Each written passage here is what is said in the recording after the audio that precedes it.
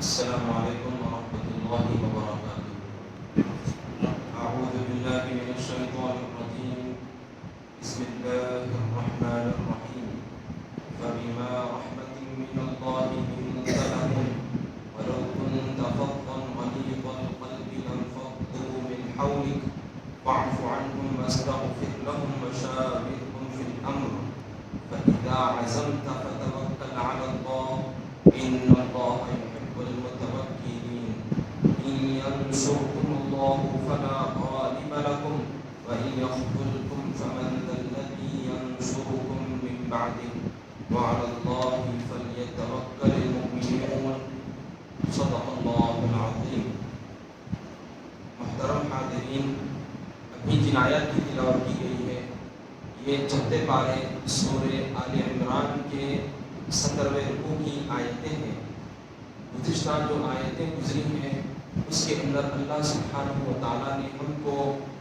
منافقانہ سوچ، منافقانہ حرکتوں سے باز رہنے کی تعلیم دی۔ منافقین، ان کا ایمان کوئی معنی نہیں رکھتا۔ منافقین کا یہ حال ہوتا ہے کہ وہ دکھاوے کے طور پر اپنے آپ کو مسلمان بتاتے ہیں، لیکن اندرونی طور پر ان کو دین اسلام سے بغض ہوتا ہے۔ اور یہ ایسے بدبخت لوگ ہیں، جیسا کہ جنگ احد کے جو حالات چل رہے ہیں اسی کے پس منظر میں یہ بتلایا گیا کہ جب کئی سارے صحابہ کی شہادت واقع ہوئی جنگ احد میں، تو اب یہ منافقین بعض مسلمانوں کو ایمان سے بھٹکانے کے لیے اب یہ باتیں کہنے لگے کہ اگر ہماری بات مان لی جاتی، مدینے میں ہی رہ کر اگر لڑی جاتی، جنگ کی جاتی، تو آج یہ ہمارے لوگ مارے نہ جاتے۔ اور پھر ان لوگوں نے یہ بات بھی کہی کہ اگر ہم گھروں میں ہی رہتے تو پھر ہماری جان محفوظ رہ جاتی۔ تو اللہ تعالیٰ نے ایسی باتوں، ایسی سوچ سے ہم کو دور رہنے کی تعلیم دی کہ اللہ تعالیٰ نے جہاں پر جس کی موت لکھتی ہے، جس وقت پر مرنا لکھ دیا ہے، تو ایک لمحہ بھی آگے پیچھے نہیں ہوتا۔ جو مقام پر مرنا ہے برابر اسی مقام پر انسان مر کر رہتا ہے،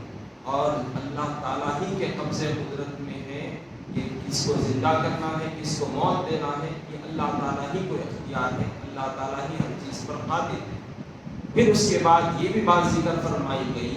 کہ اگر اللہ تعالیٰ کی راہ میں اگر کوئی بندہ قربان ہو جائے، شہید کر دیا جائے، تو اس کے لیے یہ بہت بڑا منصب ہے، یہ بڑے شرف کی بات ہے، اس کے لیے بڑا مقام ہے۔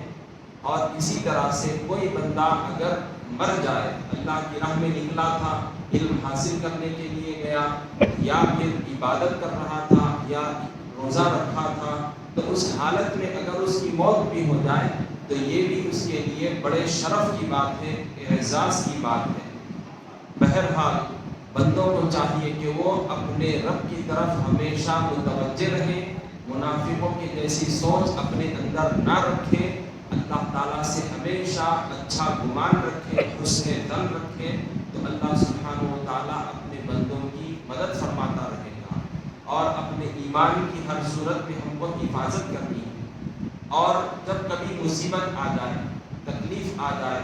اور جب ایسے دور سے گزرے، تو بڑوں کی کیا ذمہ داری ہوتی ہے؟ جو گھر کا ذمہ دار ہوتا ہے، یا پھر وہ امیر ہوتا ہے، یا جو اس کے ہاتھ میں ذمہ داری کمان ہوتی ہے، تو اس کو کیسا رویہ اختیار کرنا ہے، اب یہاں پر حضور کے اخلاق کریمہ کے ذریعے سے ہم کو سبق دیا جا رہا ہے۔ جنگ احد میں جو حالات پیش آئے، بعض صحابہ کرام سے جو چوک ہو گئی تھی تو کتنا بڑا نقصان ہوا، اور یاد رکھ لیں کہ اللہ تعالیٰ نے ان کی اس غلطی کو، چوک کو معاف بھی فرما دیا۔ اور اس ٹائم پر حضور صلی اللہ علیہ وسلم کے اخلاق مبارکہ کا اظہار کیسے ہوا، اب ان آیتوں میں اللہ کا یہ فرمان ہے، فَبِمَا رَحْمَةٍ مِّنَ اللَّهِ لِنتَ لَهُمْ وَلَوْ كُنْتَ فَظًّا غَلِيظَ الْقَلْبِ لَانفَضُّوا مِنْ حَوْلِكَ فَاعْفُ عَنْهُمْ وَاسْتَغْفِرْ لَهُمْ وَشَاوِرْهُمْ فِي الْأَمْرِ فَإِذَا عَزَمْتَ فَتَوَكَّلْ عَلَى اللَّهِ إِنَّ اللَّهَ يُحِبُّ الْمُتَوَكِّلِينَ۔ یعنی اے پیغمبر صلی اللہ علیہ وسلم، یہ اللہ کی بڑی رحمت ہے کہ تم ان کے حق میں نرم دل ہو، اور اگر آپ سخت مزاج اور سخت دل ہوتے تو لوگ آپ کے پاس سے بھاگ کھڑے ہوتے، تو ان کو معاف کر دیجئے اور ان کے لیے اللہ سے مغفرت مانگیے اور اپنے کاموں میں ان سے مشورہ لیا کیجیے۔ پھر جب کسی کام کا پختہ ارادہ کر لیں تو اللہ پر بھروسہ رکھو، بے شک اللہ بھروسہ رکھنے والوں سے محبت کرتا ہے۔ جنگ احد میں جو ذمہ داری حضور نے بعض صحابہ کو دی کہ پہاڑ کی ایک چوٹی پر، جس کو اب جبل رمات کہا جاتا ہے، وہاں پر پہرے کے لیے بٹھا دیا تھا حفاظت کے طور پر، تو جب مسلمانوں کو جنگ میں کامیاب ہوتا ہوا دیکھا تو وہاں سے چند صحابہ اپنی ذمہ داری، اپنی پوزیشن چھوڑ کر نیچے آ گئے۔ کچھ صحابہ 10-15 صحابہ وہیں پر رکے رہے، لیکن کافی ساری تعداد وہاں سے ہٹ گئی تھی۔ اس کی وجہ سے کفار نے موقع پایا اور پیچھے سے حملہ کر دیا، اور اس کی وجہ سے مسلمانوں کو بڑا جانی نقصان ہوا، اور خود اس جنگ کے اندر حضور صلی اللہ علیہ وسلم بھی بڑے زخمی ہو گئے تھے۔ لیکن حضور صلی اللہ علیہ وسلم نے اپنے صحابہ کو برا بھلا نہیں کہا، ان کو ملامت نہیں فرمائی، ان کو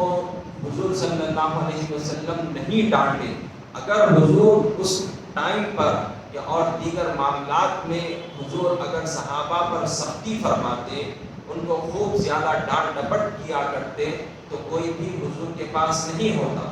تو حضور کے اخلاق یہ ہے کہ حضور ہمیشہ ہر کسی کے ساتھ رحم و کرم کا معاملہ فرماتے ہیں، چاہے جنگ کا میدان ہو یا کسی اور وقت کا مرحلہ ہو۔ کئی ساری مثالیں حضور کے اخلاق کریمہ کے بارے میں موجود ہیں۔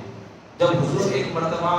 کچھ چیزیں تقسیم فرما رہے تھے تو ایک دیہاتی، ایک عربی آیا اور حضور کے چادر، حضور صلی اللہ علیہ وسلم کے گلے میں جو چادر تھی، کملی تھی، تو اس کو کھینچنے لگا، جس کی وجہ سے حضور کی گردن پر ایک رٹا پڑ گیا، زخم آ گیا تھا، اور وہ کہہ رہا تھا وہ دیہاتی کہ میرے ساتھ انصاف کا معاملہ فرمائیے، مجھ کو بھی کچھ دیجیے، مجھ کو بھی کچھ دیجیے۔ لیکن حضور کو تکلیف ہوئی، حضور کی گردن مبارک پر زخم آ گیا، رٹا پڑ گیا تھا، لیکن حضور صلی اللہ علیہ وسلم نے کوئی انتقام، کوئی بدلہ نہیں لیا، بلکہ اس کو کچھ نہ کچھ دے دلا کر وہاں سے رخصت فرما دیا۔ صحابہ کرام اس دیہاتی کی حرکت کو دیکھ کر اس کو مارنے کے لیے نکل پڑے تھے، لیکن اس کے باوجود بھی حضور نے رحم و کرم کا معاملہ فرمایا اور اس کو جانے دیا اور صحابہ کو روک دیا۔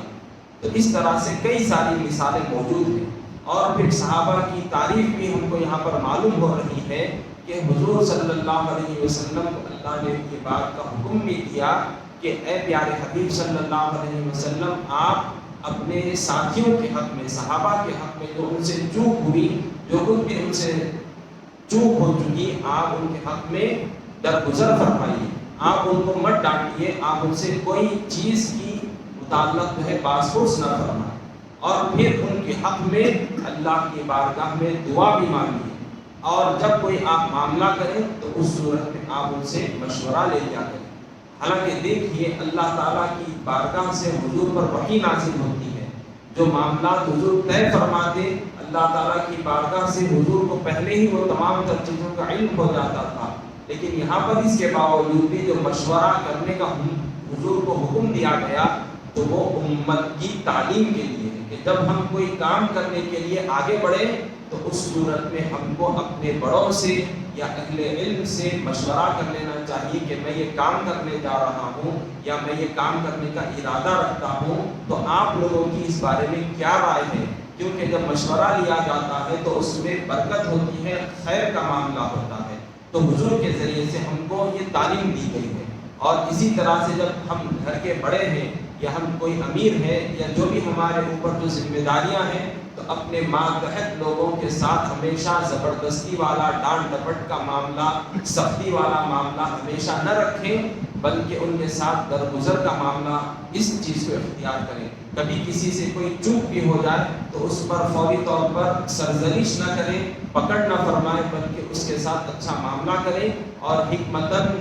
اور اچھے انداز سے ان کی اصلاح بھی فرما دیں، لیکن سختی ان کے معاملے میں نہ کریں، ورنہ پھر لوگ دور ہو جائیں گے، لوگ آپ سے کٹ جائیں گے اور آپ کے تعلق سے بدگمانیاں پیدا کر لیں گے۔ جو حضور صلی اللہ علیہ وسلم کے ذریعے سے ہم کو یہ تعلیم دی گئی. اور جب ہم کوئی کام کرنے کا ارادہ کر لیں تو اس صورت میں ہم کو اللہ تعالیٰ کی ذات پر مکمل بھروسہ کرنا ہے. ہر معاملے کو اللہ رب العزت کی طرف رجوع کرنا ہے کہ اب ہم جو کرنے جا رہے ہیں اس کے تعلق سے اللہ کی ذات پر پورا ہم کو یقین ہونا ہے کہ خیر کا معاملہ ہوگا یا جو بھی معاملہ ہوگا بس میں اللہ کے حوالے کرتا ہوں اور اللہ کی ذات پر میں راضی ہوں, اللہ رب العزت کے حکم پر میں راضی ہوں. یہ ہم کو مکمل توکل کرنا ہے. اور اللہ تعالیٰ نے یہاں پر یہ تعلیم بھی دی اور یہ بات بھی فرمائی کہ جو اللہ کی ذات پر توکل کرتے ہیں اللہ کے یہ محبوب ہیں, اللہ ان کو پسند فرماتا ہے. اب مزید آگے اللہ کا فرمان سنیے, إن ينصركم الله فلا غالب لكم وإن يخذلكم فمن ذا الذي ينصركم من بعده وعلى الله فليتوكل المؤمنون. یعنی مسلمانوں, اگر اللہ تمہاری مدد کرے تو کوئی تم پر غالب نہیں آ سکتا, اور اگر وہ یعنی اللہ تمہیں چھوڑ دے تو پھر کون ہے جو اس کے چھوڑ دینے کے بعد تمہاری مدد کرے. اور ایمان والوں کو چاہیے کہ اللہ ہی پر بھروسہ رکھیں. اللہ سبحانہ و تعالیٰ کی ذات پر جو توکل کرتے ہیں,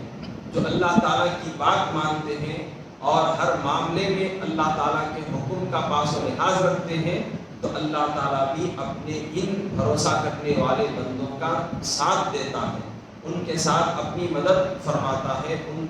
پر اپنی رحمت کا نزول فرماتا ہے, ان کی مدد فرماتا ہے. جیسا کہ صحابہ کرام کا معاملہ ہمارے سامنے موجود ہے, ان کی تمام زندگیاں ہمارے سامنے موجود ہیں کہ کس طرح صحابہ کرام اللہ سبحانہ و تعالیٰ کی ذات پر توکل کرتے ہوئے ہر میدان میں شریک ہو جاتے تھے, ہر معاملہ اللہ تعالیٰ کی ذات پر توکل کرتے ہوئے طے کیا کرتے تھے. تو اللہ سبحانہ و تعالیٰ بھی ان کی مدد فرماتا تھا اور میدان جنگ میں اللہ تعالیٰ ان کو کامیابی نصیب فرماتا. تو یہی چیز کہ جب اللہ تعالیٰ کی مدد کسی کے شامل حال ہو جائے تو اس کو کوئی بھی نیچے نہیں کر سکتا, اس کو زیر نہیں کر سکتا, کوئی دوسرا شخص ان کے اوپر غالب نہیں آ سکتا. جنگ بدر کی مثال ہمارے سامنے موجود ہے کہ کس طرح سے 313 صحابہ کرام جن کے پاس جنگ کا ساز و سامان بھی نہیں تھا لیکن ان کے پاس سب سے بڑا ہتھیار پختہ ایمان اور اللہ تعالیٰ کی ذات پر توکل تھا, تو اللہ تعالیٰ نے ان کی مدد فرمائی اور جو 1000 کا لشکر تھا وہ زیر ہو گیا, وہ مسلمانوں پر غالب نہیں آ سکا. تو اسی طرح سے اللہ تعالیٰ جس کی مدد فرماتا ہے کوئی بھی ان کو زیر نہیں کر سکتا. تو لہذا ہم کو اپنے ایمان کی حفاظت کرنی ہے, مضبوط ایمان والا بننا ہے, اللہ تعالیٰ کی ذات پر توکل کرنا ہے. اگر ہم اپنے ایمان میں کمزور رہیں گے, اللہ کی ذات پر توکل نہیں کریں گے تو پھر اللہ تعالیٰ کی مدد ہمارے شامل حال نہیں ہوگی اور ذلت اور رسوائی ہمارا مقدر بن جائے گی. کیوں؟ کیونکہ ہم نے اپنے ایمان کو مضبوط نہیں کیا, اللہ کی ذات پر توکل نہیں کیا. اب جس کے اوپر اللہ کی رحمت کا سایہ نہ ہو, جس کے ساتھ اللہ کی مدد شامل حال نہ ہو, تو پھر دنیا والے اس کو نیچا کر دیتے ہیں, دنیا والے اس پر غالب آ جاتے ہیں. تو یہی چیز سمجھائی گئی ہے کہ اللہ تعالیٰ کی مدد چاہتے ہو تو اللہ کی ذات پر توکل کرو, اور اللہ کی مدد ایسی ہے کہ ہمیشہ تم غالب رہو گے. اگر اللہ کا ساتھ تمہارے سے چھوٹ گیا اور تم اللہ رب العزت کی ذات پر توکل نہیں کرتے ہو تو پھر تم زیر ہو جاؤ گے, مغلوب ہو جاؤ گے. تو لہذا مسلمانوں کو چاہیے کہ ہر صورت میں اللہ تعالیٰ کی ذات پر بھروسہ کرنے والے بنے, ہر معاملے کو اللہ کے حوالے کر دیں. صلی اللہ تعالی وسلم علی خیر خلقہ سیدنا محمد وعلی آلہ وصحبہ اجمعین. الحمد للہ رب العالمین.